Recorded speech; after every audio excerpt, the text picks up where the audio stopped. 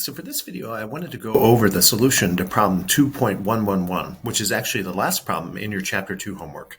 If you notice, we have two forces that are exerted on this hook. They're forces that are associated with the cable actually pulling on the hook. We call them tensile forces very often. We're given some geometrical information about the point of connection of both of those cables at the hook, point A, along with their endpoint or anchoring points, point B and point C. And what we're interested in doing is seeing if we can actually find the angle between those two cables. And really, this is not much of a practical engineering exercise as much as it is an exercise in just letting you review how to compute a dot product.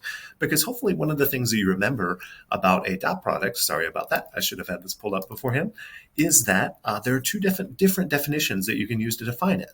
The first is kind of what I call the linear algebra-based approach in lecture, whereas if you have a vector expressed in rectangular form or Cartesian form or written in terms of x and y and z components, all those different terms that we talked about, you can compute the dot product between two vectors by just taking all of the common components, multiplying them together, and then adding all of those individual products together. And that's what I'm saying here. If you have two vectors in rectangular form, take their like components, the x components, the y components, the z components, multiply them together and add them up.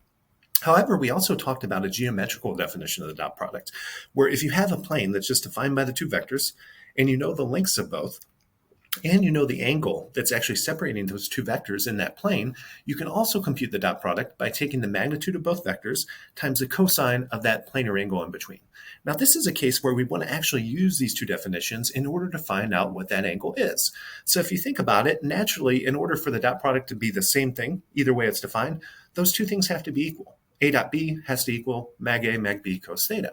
And as I showed you in the notes, you can actually solve that for theta. Well, first step is you need to solve for the cosine of theta, which you can do by dividing both sides by the magnitude of A times the magnitude of B. If you notice, that's what's inside the argument of this function.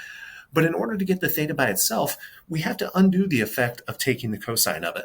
And in general, when we want to find something that's inside what's known as the argument of the function, the way we get that argument out or get it by itself is to take the inverse function of that function.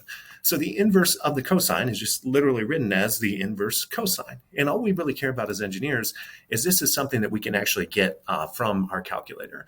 But particularly what we're looking at there is we're finding the value of the cosine and we're asking ourselves what angle makes that true. So just think about the way the cosine is drawn. So like what would be the inverse cosine of 1? Well, for what angle is the cosine value 1? Well, that would be 0. But part of the things that's confusing about these inverse trigonometric functions is the inverse function is not uniquely defined. But we don't have to think about all of that. We're just going to put it in a calculator and we'll let the math people do that for us.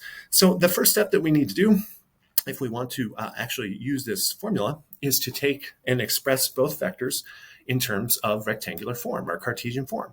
But if you look at them, you seem like you're a little bit confused because all you know is the magnitude of both. You just know the magnitude of F1 and the magnitude of F2.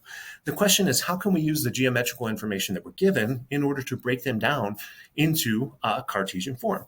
And you might remember this is really a special thing about the way that cables act. When a cable actually exerts a force on something, the force that it exerts has a direction that's defined along the actual direction of the cable.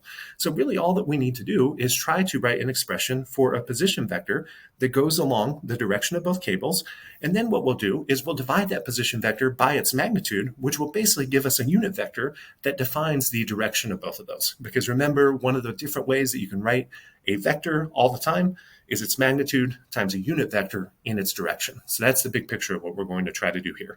We're going to write a position vector along the cables. We're going to scale it by its magnitude to get a unit vector. And since we know that force has to be directed along that cable, we'll take these magnitudes and we'll multiply by the unit vectors. So that's exactly what I'm doing here, and I'm showing here. That's an expression for what I just said. F1, since it's actually kind of acted upon, or the actual cable that's causing force F1 is the cable connected from point A to point B. You notice that the way I would write that is the magnitude F1, 70 newtons, times a unit vector from A to B. So that's where this notation is coming from, in case you were curious. And I should have did a better job. Usually unit vectors, you show them with a little hat over them to explicitly show that they are unit vectors, but I left that off my scan, unfortunately.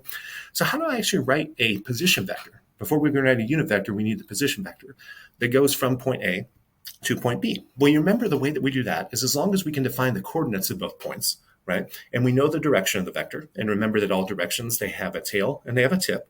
A tail is where it starts and a tip is where it ends up. So when I write this notation AB, that means it's tail at A out to tip at B.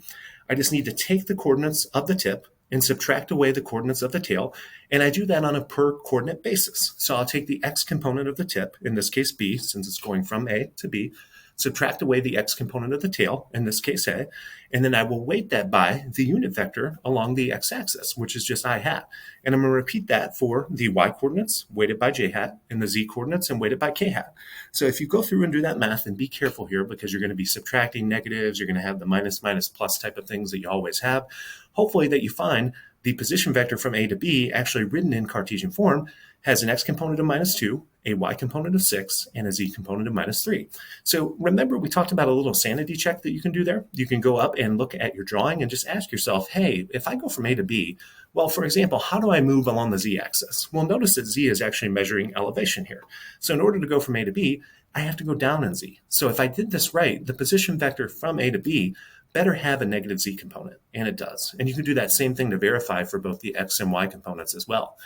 Do the same thing for the position vector from A to C. The only thing that changes is it's still going to start or have a tail at A, but it's going to go to C, which would have a tip.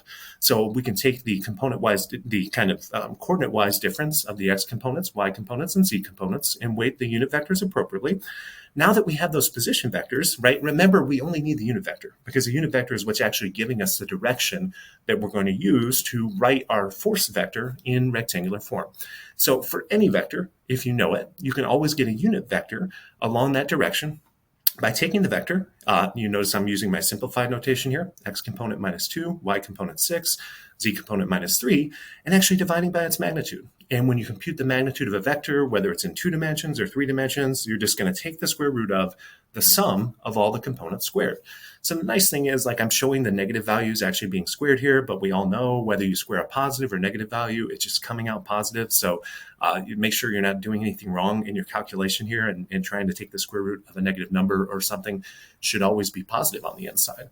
So you go through and write the expression for your position vector from a unit vector from A to B and from A to C. You should get these two things. Notice that fortunately it just so happened that the magnitude of AB, you ended up taking the position vector from A to B, you end up taking the square root of a perfect square, so you can simplify it, versus AC, that magnitude is not an actual, what's underneath the square root is not a perfect square, so it doesn't turn out to be as nice a number. So you can either approximate it by a decimal or just carry that around. Just to show you, when I make these calculations, I think I have my MATLAB open, get in the habit of using a language like MATLAB. That way for things like taking a magnitude, you can just write norm. And for things like, for example, I think what I was talking about there, I'll get it out here eventually, but you don't actually have to store or write those values manually. The only reason I even have to write them is I'm writing the solutions up for you. But if it's just something intermediate, you can just keep it in a variable and you can use it later in your computation. So if you notice, what I'm doing here is, if I know that vector F1 has a magnitude of 70, and I've expressed its unit vector along AB above. Same thing for F2. When I take the dot product, really a property of the dot product, and you might not have seen this before, but it's okay. You don't have to multiply the 70 through onto each of those components, or the 40 through onto each of the components of the unit vector AC.